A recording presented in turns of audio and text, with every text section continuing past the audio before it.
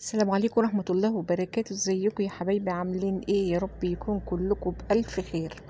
الحاجة ام محمود اللي عدت الحدود داخلة من قبل الفيديو ما يبدأ، وهي داخلة بتبكي ومنهارة منهارة منهارة.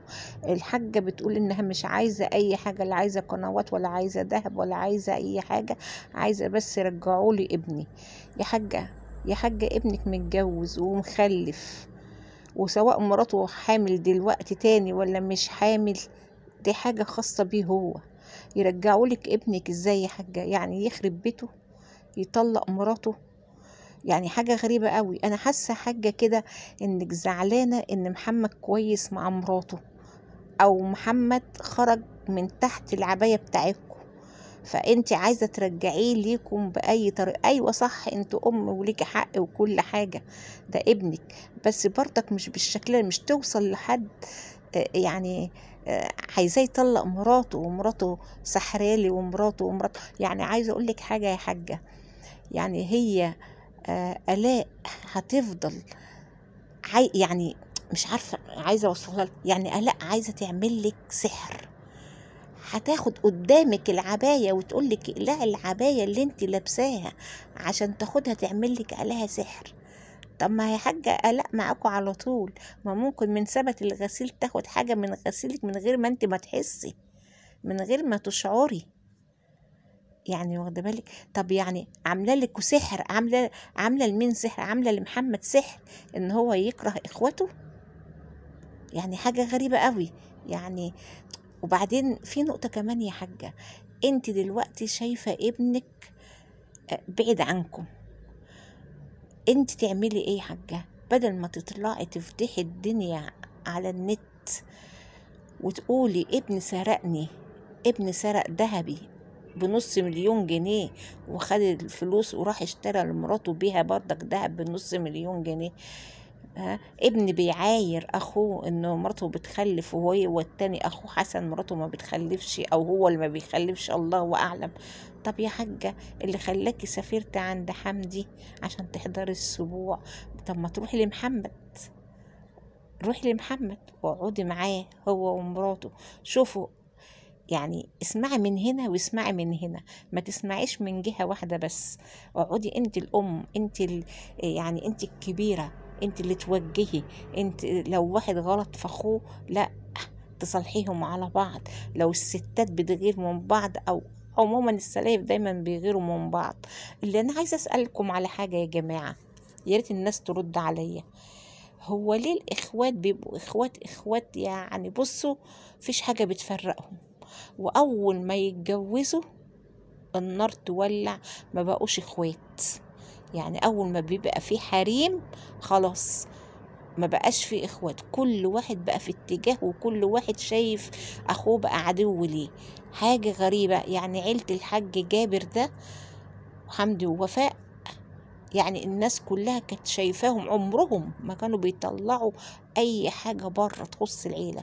بالعكس، كان كل فيديوهاتهم حلوة، لدرجة ان الاطفال والعيال الصغيرة كلهم كانوا بيحبوا يروحوا يتفرجوا على الفيديوهات بتاعتهم. فجأة كده الدنيا انقلبت. الدنيا انقلبت ليه؟ عشان خاطر محمد جاب اهل مراته، سفرهم عند مراته لما مراته كانت تعبانة، وايه، وطلع عمل معاهم فيديوهات على قنواتهم، هم عملوا فيديوهات معاهم مع بعض. الدنيا اتقلبت، بقى محمد عدو لكل العيلة. لا حول ولا قوة إلا بالله. وطالعين عمالين تقولوا ده مراته مش حامل، ده مراته حامل في مخدة، وما تصدقوش إنها حامل. يعني أنا عايزة أقول لكم على حاجة، الحامل دي مش بيجي عليها يوم وتولد. انتوا عايزين تثبتوا ان محمد كذاب هو ومراته. وبعدين في حاجة تانية يا حاجة، يعني انت طالعة امبارح تحكي وتقولي على خطيبة محمد الأولانية ان هو قعد معاها 3 سنين وسابها، او والله 4 سنين وسابها لما شافها آلاء. انت ما بتقوليش عليها آلاء طبعا، انت بتقولي عليها وباء. استغفر الله العظيم يا رب. طب ايش دخل قصة ميرفت دلوقتي في الموضوع؟ ميرفت دي الله اعلم بظروفها، متجوزة ما اتجوزتش. طب ليه بتدخلي ميرفت في الموضوع دلوقتي؟ ده موضوع ميرفت ده عدى عليه كذا سنة، ايش دخله دلوقتي؟ يعني انت عايزة تقولي للمتابعين ان محمد ده انسان مش كويس، كل يوم والتاني يعرف واحدة؟ لا حول الله. وبعدين حتى مرات ابنك آلاء ما سلمتش برضك يا حاجة منك، طالعة تقولي ان هي كانت مخطوبة لواحد قبل كده سنة ونص وسابته عشان خاطر محمد. طب ما عايزة اقولك حاجة يا حاج، طب ما كتير قوي بنات بتكون مخطوبة وبتقعد سنة واتنين وتلاتة وربنا ما يكونش رايد، ربنا ما يكونش رايد. فايه لازمة ان هي كانت مخطوبة لواحد برضك سنة ونص وسابته لما شافت محمد؟ يعني عايزة تقولي ان هي انسانة مش كويسة يا حاجة؟ دي مرات ابنك. وغير كده يعني في بينكم بعض، يعني دلوقتي لا تقدروش تستغل. يعني عايزة اقولك حتى لو حصل في طلاق بس في بينكم بنت، في بنت يا حاجة، في بنت. انت دلوقتي طالعه تشكري في مرات محمد الاولانيه اللي هي كانت بنت عمته ومخلف منها. طيب خلف منها تقريبا بنت اسمها شروق. طب كانت فين شروق من زمان يا حاج؟ كانت فين شروق؟ بتقول ان مرات محمد اللي هي آلاء بتمنع البت لما بتيجي الزيارة، بتمنعها انها تصور معاكوا وي وي وي. طب ده محمد لسه متجوز سنة ولا اتنين، طب فين؟ ده ما شاء الله البنت كبيرة، ما اعرفش في 5 ابتدائي ولا في 6 ابتدائي. ما صورتش معاكوا قبل محمد ما يتجوز ليه يا حاجة؟ ما كنتش بتطلعوها اصلا معاكوا ليه في الفيديوهات بتاعتكم؟ طلع عمالة تشكري في مراته الأولانية، ومراته الأولانية سابته لما شافته بيعاكس ميرفت ما كانوا في المصيف، وبقى يحب ميرفت، فمراته ما استحملتش غيرت عليه فراحت متطلقة. فالله الواحد بيسمع حكايات وقصص. طب ايه لزوم انك تجيبي حكاية ام الشروق دلوقتي الاخوات زعلانين من بعض وانت متهمة آلاء ان هي واهلها هم السبب في الخلاف ده. طب ايش دخل دلوقتي ام شروق، وايش دخل ميرفت، وايش دخل خطيب آلاء الاولاني؟ يا حاجة انت ممكن تقدري تجمعي ولادك. انت كل كلامك ارجع لامك يا محمد، امك هتموت عليك يا محمد. انت كل اللي يهمك ان انت عايزة محمد يطلق مراته. لو محمد طلق مراته كده السحر اتفك. يعني محمد لو طلق مراته السحر اتفك. وبعدين لقيتي صور متقطعة. طب ما انت الصور المتقطعة دي انت محتفظين بيها ليه واخداها معاكي وانت مسافرة عند حمدي؟ يعني انا مستغربة لما شفتك انت مطلعة وانت عند حمدي الصور دي.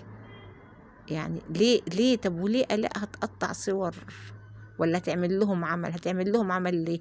طب ما تفكوه لو في عمل زي ما انت ما بتقولي يا حاجة، طب ما تروحوا تفكوه. يعني انا مش عارفه اقول لك ايه يا حاجه، والله بس نفسي يا حاجه انت الكبيره، انت وباباهم، انت اللي تجمعوا الاخوات مع بعض. انت اللي دماغي ما تطلعيش وتعايري ابنك وتقولي ابني سرقني وابني خد فلوسي وابني ومسح القناه وابني. لا يا حاج، داري حتى لو ابنك عمل كده ما تطلعيش تفضحيه.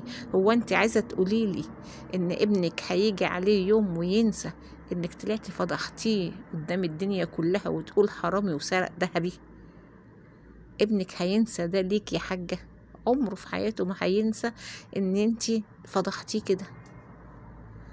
يعني عمره ما هينسى، ولا مرات ابنك هتنسى ان انت طلعت قلتي على العيلة بتاعتهم انها عيلة عر. لا يا حاجة، انتي اجمعي ولادك يا حاجة. ولادك كده هيضيعوا، كل واحد هيبقى في طريق، انت الكبيرة بتاعتهم يا حاج. وربنا يهدي الحال يا رب. يلا يا بنات عشان ما نطولش الفيديو اكتر من كده، اللي مشتركش في القناة يشترك ويفعل الجرس عشان يوصل له كل جديد من عندنا. مع الف سلامة.